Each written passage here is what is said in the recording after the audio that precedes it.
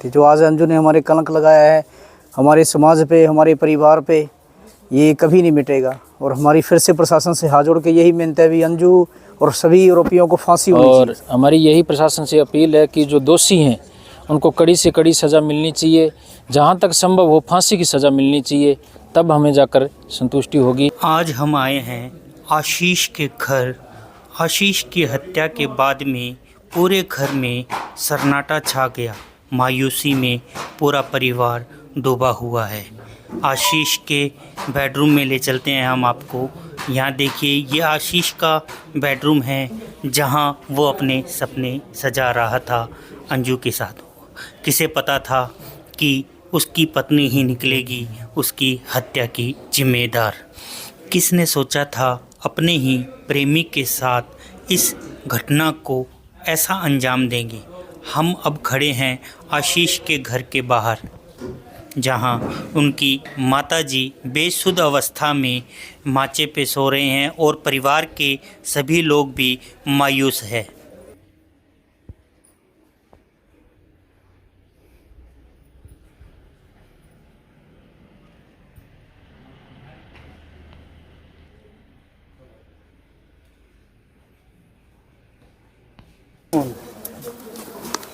No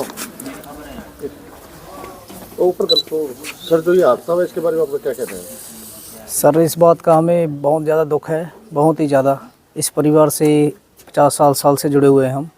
पहले हमारे जैसे हमारा रीति रिवाज होता है घर का, जैसे बुआ जी भी पहले यहीं पे दी हैं। उसके बाद में 2 हमारी बहनें, उनको भी 30 साल शादी को हो गए हैं। पर इस बात का हमें बहुत बड़ा दुख है और बहुत बड़ा झटका लगा है। हमें इस बात का पता नहीं था और इस बात से हम बहुत शर्मसार हैं। अगर मालूम होता, पता होता तो ये एक घर नहीं है, एक स्वर्ग है।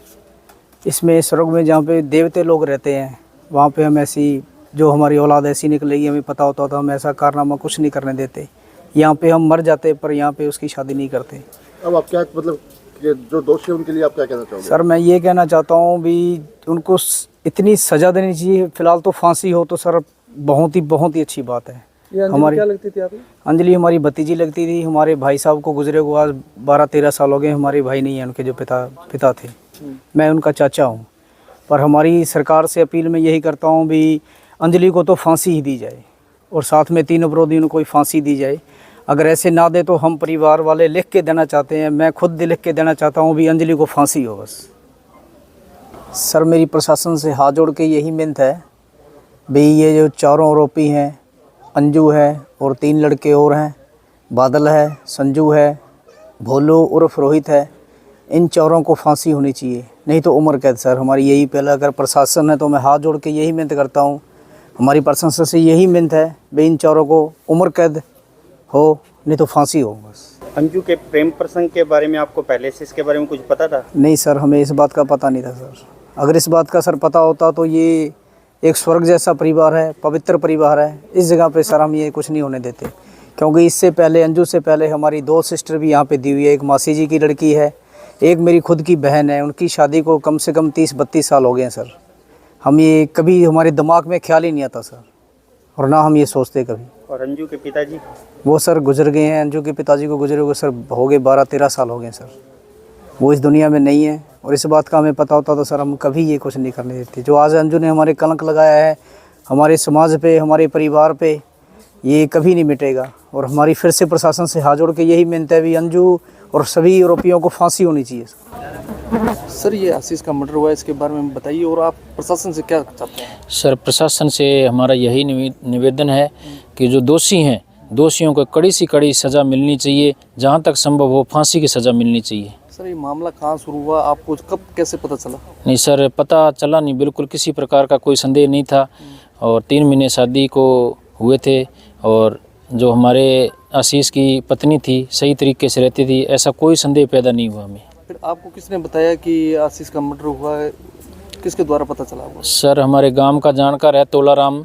वो बाज़ार से जब शाम को रात को घर आ रहा था करीबन 9:30 बजे, तो उसने घर पर आकर सूचना दी कि वहाँ कोई 2 व्यक्ति अनजान एक्सीडेंट दुर्घटना में मारे पड़े हैं। तब जाकर हमें पता किया तो पता चला कि इनका मर्डर हुआ है। सर आशीष का जो आशीष की पत्नी थी अंजलि, उसका व्यवहार कैसा था? आप लोगों को इसके बारे में भनक थी या उसका व्यवहार कैसा? नहीं नहीं सर, भनक नहीं थी, बिल्कुल किसी प्रकार का नहीं था। हंसी खुशी बढ़िया, बहुत शांतिपूर्वक तरीके से रह रहे थे, बिल्कुल संदेह पैदा नहीं हुआ।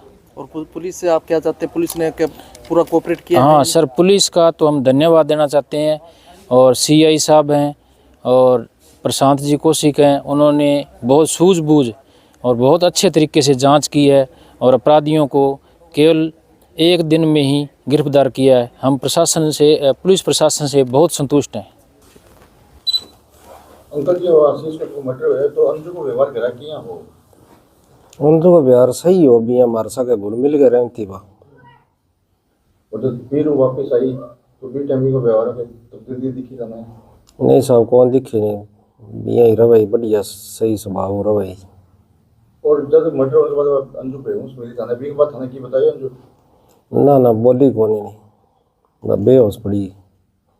ते प्रशासन के चाहो? प्रशासन यही चाहवा कि भाई माने कड़ी सजा हुआ है, जितना तक हो सके बाकी फांसी हुआ है बाने चारा ने। तो आगे माँ बाप की अंजू माँ बाप आगे क्या कहना है? कब है कि जितनी भी कार्रवाई करो मैं थार सागे, हाँ जितने भी बाने कोई दंड अपराध जिया भी मिले बाने कोई, तो मैं थार सागे सहयोग करांगा। अंकित, उस दिन का कितना क्रम बताओ आप? जी, उस दिन मैं और मेरा भाई आशीष टहलने के लिए घर से गांव की ओर निकले थे, और रोज़ की तरह हम गांव से घर तक 3 या 4 चक्कर लगाया करते थे। और उस दिन मैं और मेरा भाई निकले घूमने के लिए, और मैं और मेरी पत्नी आशीष और आशीष की पत्नी साथ थे, और हमें घर छोड़कर वो इस ओर कभी नहीं आता था, ना मैं आता था ना आशीष आता था। लेकिन उस दिन उस लड़की ने उसको बहला फुसला कर बातों में लेकर और यहाँ तक ले आई और घटना को अंजाम दिया। नहीं, आशीष ये जो यहाँ आशीष की हत्या हुई, घर से दूरी कितनी दूर है? जी, आशीष की हत्या घर से 250 मीटर की दूरी पर हुई है। तो अंकित जो हमलावर छुपे हुए थे, कहाँ छुपे हुए थे? जी, हमलावर प्रशासन ने और पुलिस ने उन्हें मौके पर मौका दिखाया और उनसे पूछताछ की भी आप कहाँ छुपे हुए थे। तो उन हमलावरों ने बताया भी वो उन झाड़ियों के अंदर छुपे हुए थे, और मौका देखते ही, लड़की का इशारा मिलते ही और आकर उन्होंने डंडों और हथियारों से वार कर गिरा दिया। फिर भी मरने की पुष्टि न होने पर गले में मफलर डालकर महिलाओं और उसके प्रेमियों ने हमारे भाई की हत्या कर दी। और आप प्रशासन से क्या चाहते हैं? मैं प्रशासन और कानून से यही अपील करना चाहता हूं कि दोषियों को कड़ी से कड़ी सज़ा मिलनी चाहिए, और हम तो ये चाहते हैं कि उस लड़की और उसकी लड़की के साथ जितने भी साथी थे उनको फांसी की सज़ा दी जाए या उम्र कैद दी जाए। और मैं समाज में और महिला बेटियों को ये कहना चाहूँगा भी ऐसा आगे से न किया जाए। माइक लगा दे फिर डंगू कर ले।